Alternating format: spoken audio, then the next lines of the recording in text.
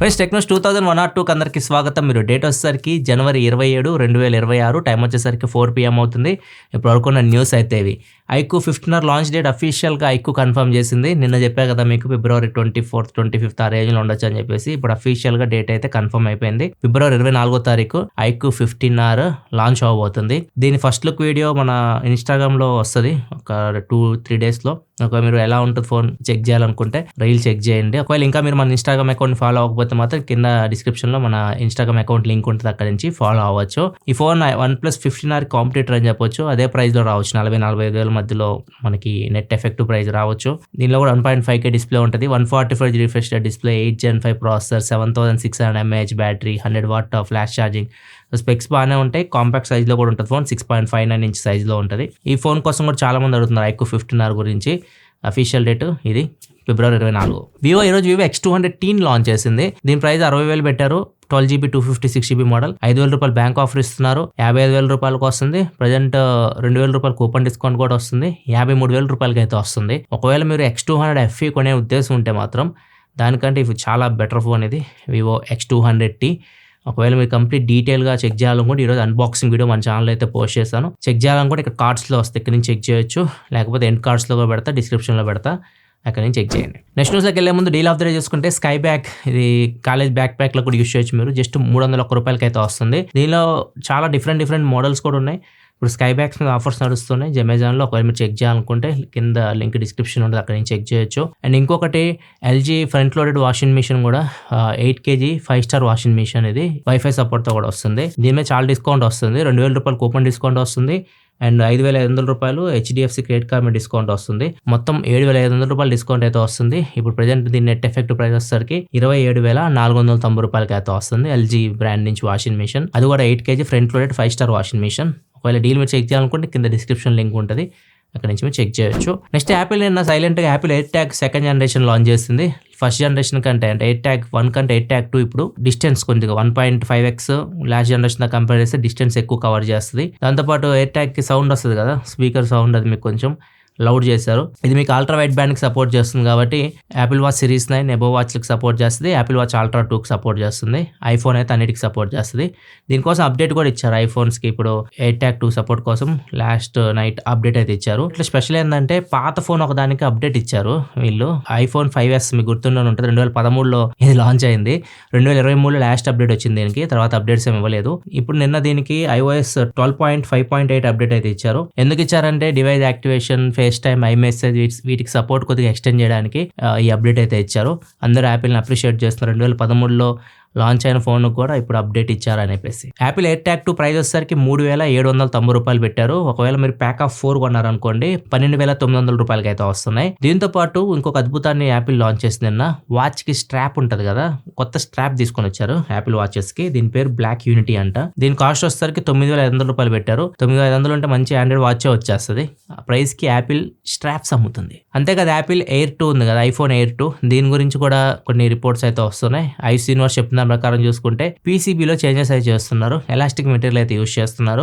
And దీనివల్ల ఇంకా సన్నగా అవుతుంది ఫోన్. ఇప్పుడు 5.6 mm తిన్ ఉంది కదా, దానికన్నా సన్నగా అవుతుంది ఫోన్. అంతేకాదు బ్యాటరీ కెపాసిటీ కూడా పెరుగుతుంది. ఎందుకంటే మెటీరియల్ వీళ్ళు మెటల్ ప్లేస్లో ఎలాస్టిక్ మెటీరియల్కి వెళ్తున్నారు కాబట్టి PCBలో వీళ్ళకి స్పేస్ కొద్దిగా జనరేట్ అయ్యింది. బ్యాటరీ కెపాసిటీ పెంచాలనుకుంటే ఇంకా బ్యాటరీ టెక్నాలజీ వీళ్ళు చేంజ్ అవ్వాలి. లిథియం అయాన్ బ్యాటరీస్ దగ్గర నుంచి కొంచెం సిలికాన్ కార్బన్ మూవ్ అయితే బ్యాటరీ కెపాసిటీ ఇంకా అయితే పెరుగుతుంది. యాపిల్ స్టిల్ ఇంకా రాలా సిలికాన్కి.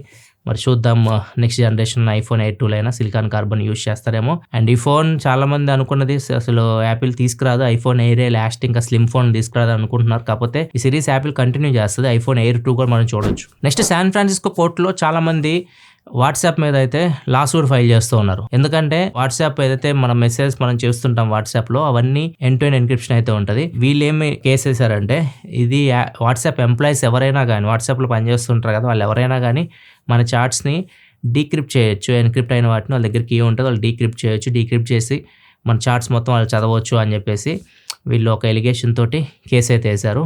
దీన్ని వాట్సాప్ అయితే ఖండించింది. విల్ క్యాథ్కార్ట్ అని చెప్పేసి వాట్సాప్ హెడ్ ఇతను చెప్తున్న ప్రకారం అయితే ఎవరైతే వాట్సాప్ మీద కేసు వేస్తారో వాళ్ళు NSO అని చెప్పేసి ఒక హ్యాకర్ గ్రూప్ వీళ్ళు కావాలని వాట్సాప్ని డీఫేమ్ చేయడానికి ఇట్లా అయితే వస్తున్నారు. వాట్సాప్ చాట్స్ మనం అయితే చేస్తున్నాం ఎన్క్రిప్ట్ అయి ఉంటాయి కదా, అవన్నీ మన డివైస్లోనే స్టోర్ అయి ఉంటాయి. మన దగ్గర నుంచి బయటికి వెళ్ళడానికి కూడా ఉండదు, అసలు ఎవ్వరు వాటిని డీక్రిప్ట్ చేసి చూడడానికి అయితే ఉండదు. ఇవన్నీ మీరు నమ్మకండి అని చెప్పేసి వాట్సాప్ అయితే దీనికి వివరణ అయితే ఇచ్చింది. వీళ్ళైతే వాట్సాప్ని డీఫేమ్ చేస్తున్నారు. మేబీ ఇప్పుడు ఎక్స్లో కూడా ఇప్పుడు చాటింగ్ తీసుకొచ్చారనమాట. దీనికి ఇలాన్ మస్క్ కూడా ట్వీట్ పెట్టాడు, వాట్సాప్ సిగ్నల్ వీటిని నమ్మకండి, అంత సెక్యూర్ కాదు అవి, మాది వాడండి ఎక్స్ చాట్ అని చెప్పేసి ఈ గ్యాప్లో వచ్చేసి ఏంది ప్రమోట్ చేసుకుంటున్నాడు. సపరేట్ యాప్ అయితే ఏం కాదు ఎక్స్ చాట్ అనేది, మనకి ఏదైతే ట్విట్టర్ యూస్ చేస్తామో ఎక్స్ యాప్ దానిలోనే మనకి చాట్ అనే ఆప్షన్ తీసుకొచ్చారు. సో దాన్ని యూస్ చేసుకోమని చెప్పేసి మనోడు ప్రమోషన్ చేసుకుంటున్నాడు. ప్రస్తుతానికి మీరు భయపడాల్సిన అవసరం అయితే ఏం లేదు. వాట్సాప్ మన చాట్స్ అన్ని ఎన్క్రిప్ట్ అయి ఉంటే అంత ఈజీ కాదు డీక్రిప్ట్ చేసి చదవడం. నెక్స్ట్ న్యూస్లోకి వెళ్ళే ముందు కామెంట్ ఆఫ్ ద చూసుకుంటే గోపికృష్ణ అడుగుతున్నారు తన వైఫ్కి 30,000 రూపాయల్లో మొబైల్ ఫోన్, అది కూడా కెమెరా బాగుండాలని అడుగుతున్నారు. కెమెరా బాగుండాలంటే ప్రజెంట్ 27,000కి వస్తుంది వివో T4 Pro. ఒకప్పుడు 25,000 కూడా వచ్చింది మన సేల్లో. ప్రజెంట్ 27,000 అట్లా ఉంది. ఇది కొద్దిగా బెటర్ ఫోన్, టెలిఫోటో లెన్స్ కూడా ఉంటాయి. ఒకవేళ కొద్దిగా బడ్జెట్ మీరు ఎక్స్టెండ్ చేసుకోవాలను 37,000 రూపాయల దాకా వెళ్ళగలను అనుకుంటే వివో V60 దొరుకుతుంది. ఈవెన్ ఆఫ్లైన్ స్టోర్స్లో కూడా దొరుకుతుంది, మీకు ఆన్లైన్లో కూడా దొరుకుతుంది. కావాలంటే ఇక్కడ ట్యాక్స్లో పెడితే కింద డిస్క్రిప్షన్లో పెడతాను. వివో T4 Pro కానీ వివో V60 కానీ మీ బడ్జెట్ ప్రకారం ఏదైనా సెలెక్ట్ చేసుకోవచ్చు. బడ్జెట్ ప్రాబ్లం లేదనుకుంటే V60కి వెళ్ళండి, జైస్ పార్ట్నర్షిప్గా ఉంటుంది. నెక్స్ట్ మనకి ఒక యూట్యూబర్, ఇతని పేరు వచ్చేసరికి జాన్ షూ. ఇతను ఐబిల్ స్టఫ్ అని చెప్పేసి ఒక యూట్యూబ్ ఛానల్ నడుపుతూ ఉంటాడు. ఈయన 2024లో ఒక అంబ్రిల్లా చేశాడు. మన గొడుగు ఉంటుంది కదా, గొడుగు మనం నార్మల్గా చేత్తో పట్టుకొని వెళ్తూ ఉంటాం కదా, అట్లా కాకుండా నేను అంబ్రిల్లా డ్రోన్ ఒకటి తయారు చేశాడు. మన నెత్తి మీద డ్రోన్ ఉంటుంది, మనం గొడుగు పెట్టుకోవాల్సిన అవసరం లేదు, అదే మన నెత్తి మీద గొడుగు రూపంలో అయితే ఉంటుంది. డ్రోన్ సహాయంతో చేశాడు దీన్ని. ఇది ప్రాబ్లం ఏంటంటే అప్పుడు 2024లో ఇతను చేసినప్పుడు ఇది మనతో పాటు మూవ్ అవ్వదు అనమాట, మాన్యువల్గా మూవ్ చేయాలి మనం, ఆటోమేటిక్గా మూవ్ అవ్వదు మనతో పాటు. ఇప్పుడు మళ్ళీ 2026లో ఇతను ఇప్పుడు దీన్ని సపరేట్ డెమో అయితే ఇచ్చాడు. ఇది ఆటోమేటిక్గా మనం మూవ్ అవుతుంటే మనతో పాటు పైన నెత్తి మీద అది వస్తూ ఉంటుంది, వర్షం పడుతుంటే దాని మీద పడుతుంది, మన నెత్తి మీద అయితే పడదు. సో ఇట్లా ఇదైతే వర్క్ అవుతుంది. కాబట్టి దీనిలో చాలా కాంప్లికేషన్స్ అయితే ఉన్నాయి. ఇది గాలి వచ్చింది అనుకోండి అటు ఇటు వెళ్ళిపోద్ది, అది మన నెత్తి మీద ఉండదు, బయటికి వెళ్ళిపోద్ది. ఎక్కువ గాలి వస్తే తుఫాను, ఈదురు గాలి ఎట్లా వచ్చినా అనుకోండి అసలు అది ఇంకా ఎటు వెళ్ళిపోతే దానికే తెలియదు, స్టేబుల్గా అయితే ఉండదు. అండ్ ఇంకొకటి బ్యాటరీ మీద రన్ అయ్యేది కాబట్టి డ్రోన్, ఒకవేళ బ్యాటరీ సడన్గా అయిపోయింది అనుకోండి డ్రోన్ మన నెత్తి మీదే ఉంటుంది, ఇంకా అర్థం చేసుకోండి డైరెక్ట్ వచ్చి మన నెత్తి మీదే పడుతుంది. ఇదో ప్రాబ్లం దీంతో. అండ్ ఇంకోటి ఏంటంటే ఇది మన నెత్తినే కాదు, ఎవరి తలకాయ కనిపిస్తే వాళ్ళ తలకాయని ట్రాక్ చేసుకొని వాళ్ళ నెత్తి మీద వెళ్తుంటుంది. సో సడన్గా మన పక్కన ఎవరైనా వస్తున్నారు అనుకోండి వాళ్ళ గొడుగులాగా అవుతుంది, మన నెత్తి మీద వర్షం పడుతుంటుంది. సో అట్లా కూడా ప్రాబ్లమ్స్ అయితే ఉన్నాయి. అంటే చాలా కాంప్లికేషన్స్ అయితే దీనికైతే ఉన్నాయి. అండ్ ఇది వర్కౌట్ అవ్వడం అంటే అంత ఈజీ అయితే కాదు. ప్రజెంట్ అయితే తయారు చేశాడు.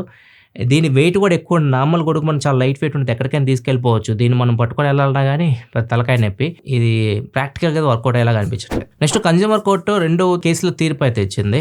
ఒక్కొక్కటిగా చూద్దాం. ఒక్క కేసు 2018లో జరిగింది, మే 2018. అంటే దగ్గర ఇప్పటికీ 8 ఏళ్ళు అనుకోండి, మేము వస్తే 8 ఏళ్ళు కంప్లీట్ అవుతుంది దానికి, ఈ కేసుకి. ఈ కేసు సమృద్ధి అని ఒక అమ్మాయి అయితే వేసింది. ఈ అమ్మాయికి BSc బయోటెక్ ఎంట్రన్స్ ఎగ్జామ్ అయితే ఉంది. దానికోసం ఉత్తరప్రదేశ్ నుంచి ట్రైన్ పట్టుకుంది. ఆమె వెళ్లాల్సింది లక్నోకి. యాక్చువల్గా అయితే మార్నింగ్ 11 వరకు రావాలి ట్రైన్ టైమింగ్ ప్రకారం. ట్రైన్ 2 గంటలు లేట్ అయింది. 12:30కి ఎగ్జామ్ స్టార్ట్ అయితే ఈ అమ్మాయి 1:30 మధ్యలో అయితే లక్నోకి అయితే వచ్చింది. సో ఎగ్జామ్ మిస్ అయిపోయిన వాళ్ళు అయితే లోపలికి అలౌ చేయలేదు. కోర్టులో కేసు అయితే వేసింది.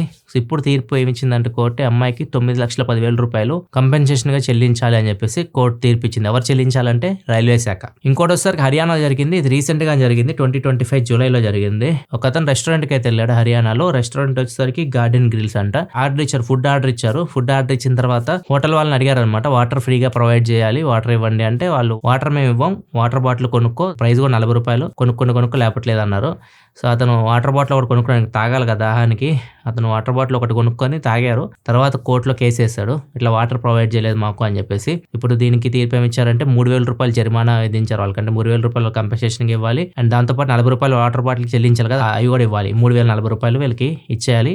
అండ్ ప్రతి ఒక్కళ్ళు వాటర్ అయితే ఖచ్చితంగా ఫ్రీగా ప్రొవైడ్ చేయాలి. ఎవరైతే హోటల్స్ నడుపుతూ ఉంటారో ప్రతి ఒక్కరికి అది మ్యాండేటరీ అనమాట. ఖచ్చితంగా వాటర్ అడిగితే ఫ్రీగా కస్టమర్స్కి ప్రొవైడ్ చేయాలి.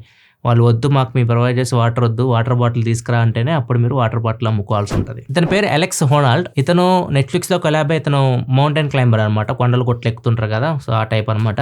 నెట్ఫ్లిక్స్తో కొలాబ్ అయ్యి ఒక లైవ్ స్ట్రీమ్ అయితే చేశారు వీళ్ళు. లైవ్ స్ట్రీమ్ ఏంటంటే ఇతను ఒక బిల్డింగ్ ఎక్కుతాడు. తైవాన్‌లో ఉంటది బిల్డింగ్. ఈ బిల్డింగ్ పేరొచ్చేసరికి తైపీ 101 ఫ్లోర్స్ అయితే ఉంటది. 2004 నుంచి 2010 వరకు ఇది ప్రపంచంలో అతి ఎత్తైన బిల్డింగ్ అని చెప్పొచ్చు. దాని తర్వాత బుర్జ్ ఖలీఫా అయితే వచ్చేసింది.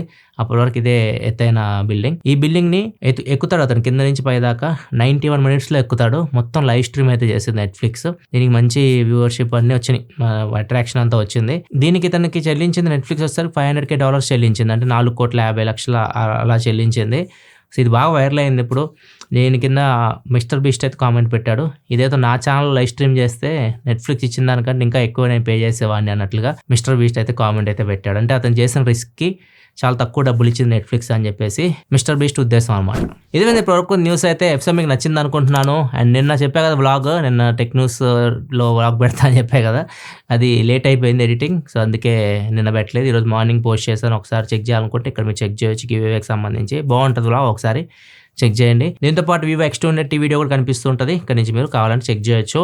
మళ్ళీ మనం రేపటి టెక్ న్యూస్‌లో కదా, సెలవు. బాయ్.